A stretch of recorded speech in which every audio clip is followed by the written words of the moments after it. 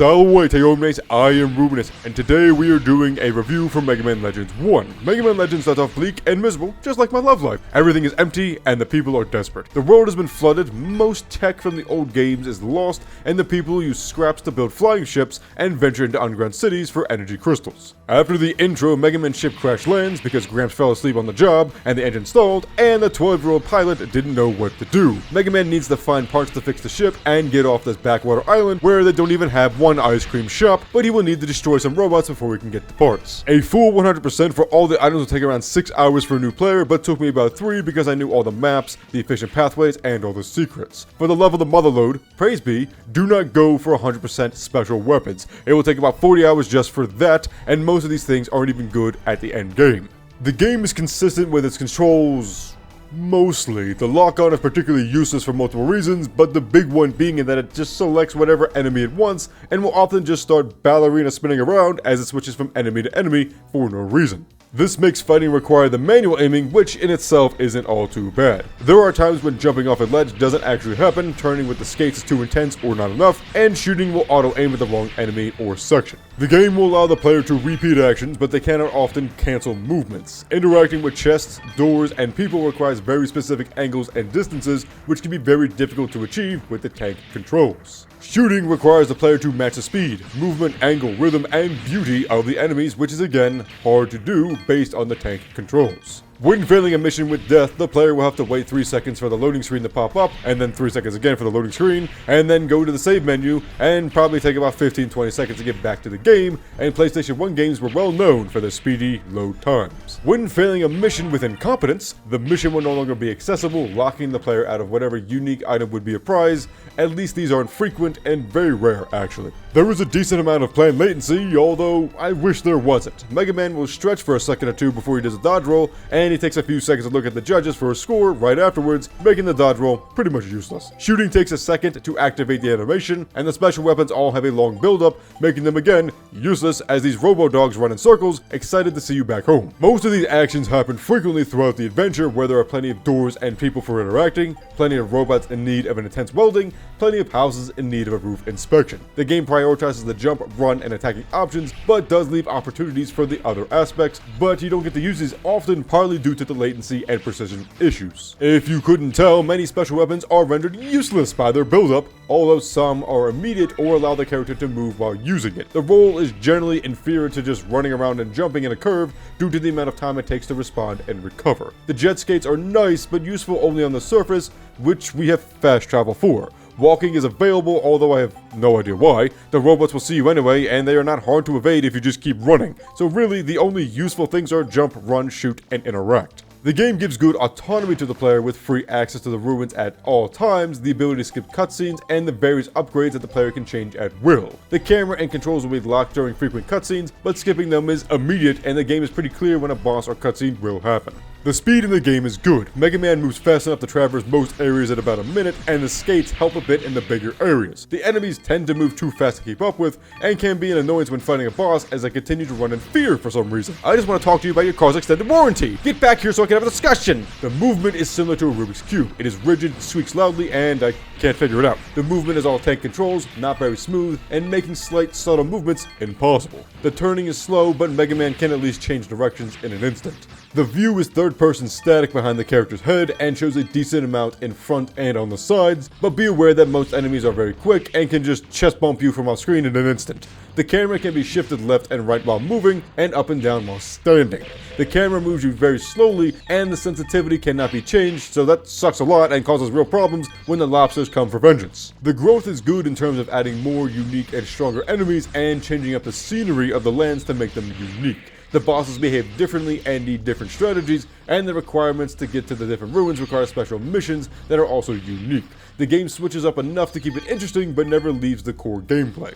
The flow of the game is somewhat stale. The ruins all have the same requirement, and they can grow old doing the same thing over and over, just this time, we're in space. Outside the ruins, the bosses and intermission segments do have unique missions that will at least break up the monotony. The other ruins will also have some secret enemies, surprise bosses, and general hazards which are not present in the main ruins for some reason. The flow comes mainly from the story and NPCs, which make the game feel alive and bring intrigue, but the main game is unfortunately some stale bread. The difficulty in this game comes from fighting with the poor controls rather than the AI or enemies. The enemies are fast but slow enough to react to, and most will always run in a circle, attack, go back in a circle. Once you learn to do the same, the enemies will practically always miss. The final two bosses do add some difficulty by realizing that pummeling the area with lasers is far more effective.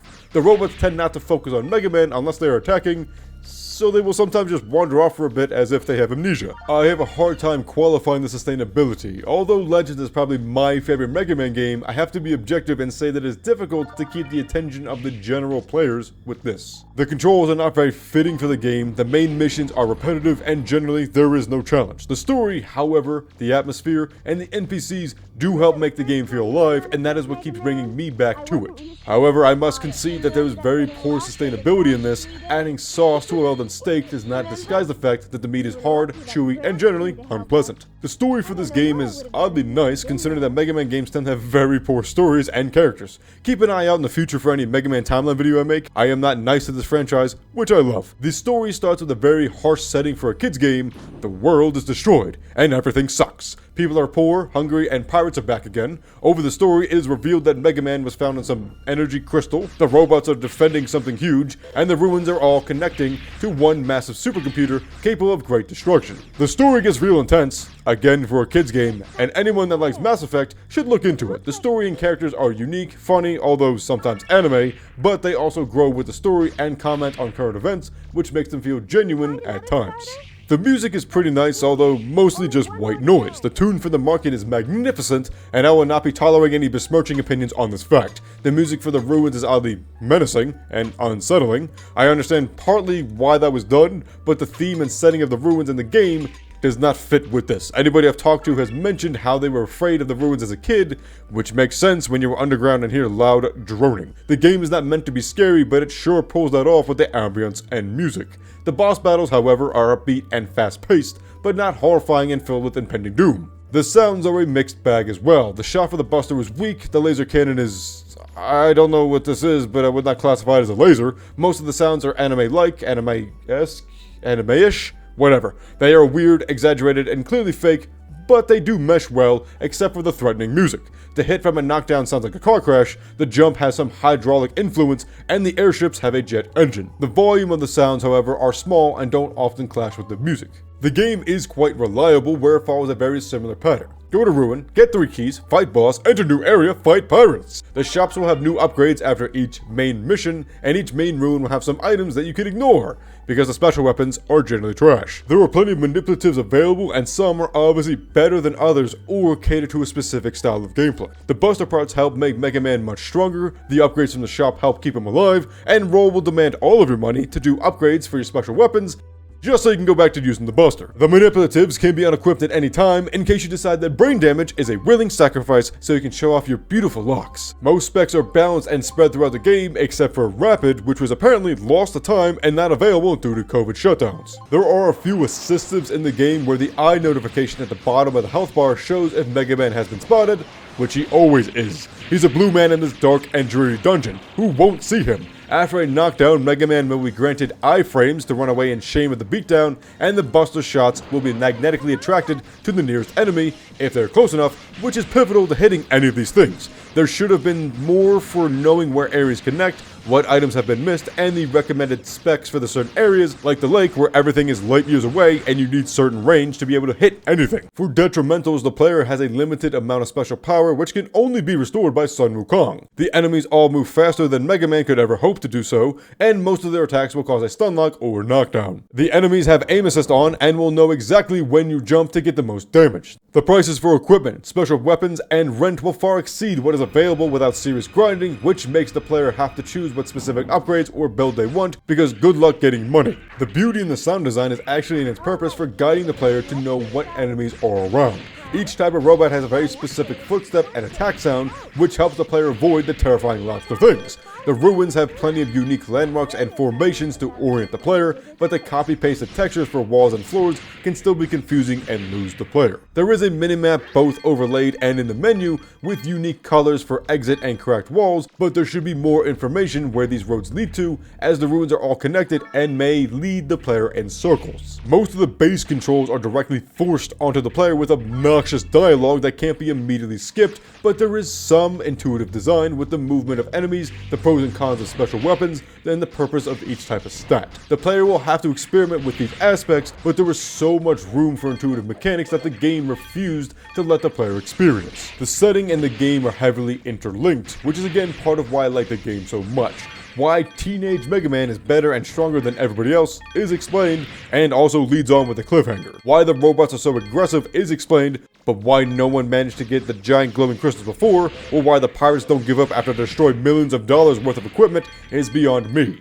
Apparently no one was ever smart enough to ever pick up these golden keys just lying around. The ruins, the treasure, the lack of history, the upgrades to technology is all interlinked and explained in a reasonable manner and makes the game feel alive. The tutorial for this game is needlessly obnoxious. Every 10 steps the game takes control away, gives a long-winded explanation that X is jump, then repeats. The sad part is that the tutorial itself is actually very well designed for implicit learning, but they decided that the tank controls wouldn't turn people away. Roll, yelling at you to get back on the right path, would definitely make players quit. The tutorial teaches the main components of the game, but never lets the player test it out for themselves. The UI and UX are decently designed, although could use some improvements. The special weapon bar being disconnected from the health bar is odd, and the robot detector thingy shouldn't be so prominent. The minimap is not very useful as it is zoomed in too much, but it is translucent so it does not get in the way of the view. The menus and subtitles have white text against a navy background and good spacing, although there was a lot of empty space that could be used for bigger fonts in the menu.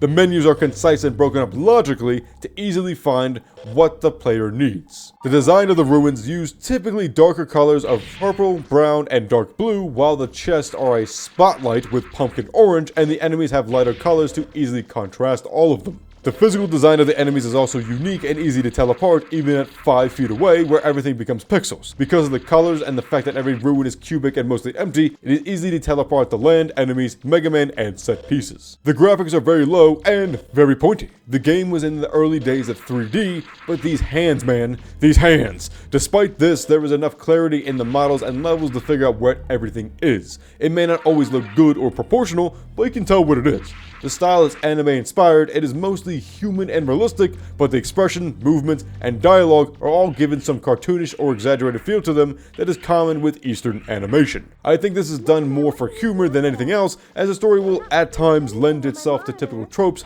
like Goku Mega Man forgiving the pirates for the 30th time after they tried to kill him. The animations are actually decent considering the age. Mega Man in particular is well done, where he looks like he's actually getting bopped real good from a shark. Some of the less humanoid robots have odd movements and shifts that look disjointed from the game. Their legs are just kind of move erratically and the robot proceeds forward. It's not terrible and laughable, but clearly the animators need to spend more time to think out the animation cycles. Otherwise, the characters are mostly stiff, probably to save on money, time, and looking like animatronics. There isn't much accessibility in the game other than the contrasting colors. The pilot controls, for whatever reason that games love to do this, and the up and down camera can be reversed, and that's pretty much it. The size and font of the text can't be changed, although most important dialogue is voiced. The detection radar can be helpful for hearing impaired to know when an enemy is near, but it's not perfect as there are many enemies, and it does not detect anything around corners or hallways, which can be only known by sound. There are many games that must be beat for special items which have strict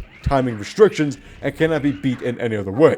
Although optional and not core gameplay, and can be defeating to not be able to get every item because the stupid racetrack has 8 turns in it and this game does not do slight movements. Before I get into the final score, I do want to mention that I've actually changed up my rubric, and that is because I realized that I had tried to make it too easy. So if you look at my old score, I basically put it in 5s and 10s to make it very easy to score to 100, which unfortunately meant that gameplay control and sound had the kind of same score, and it was a real problem.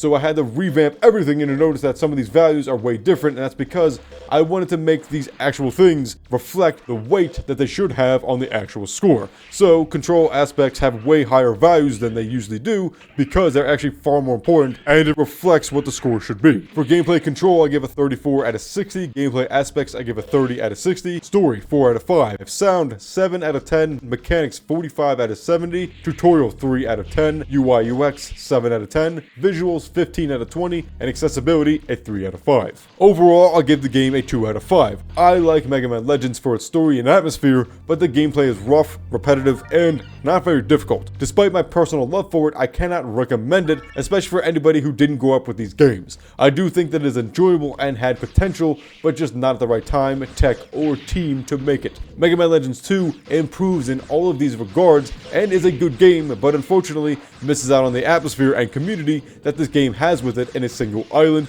but I'll get to that when I finish Mega Man Legends 2. Thanks everybody for watching. I hope you enjoyed this one. If you did, make sure to like, comment, subscribe, and ring the bell to be notified of future videos. But until next time, Walete Omnes.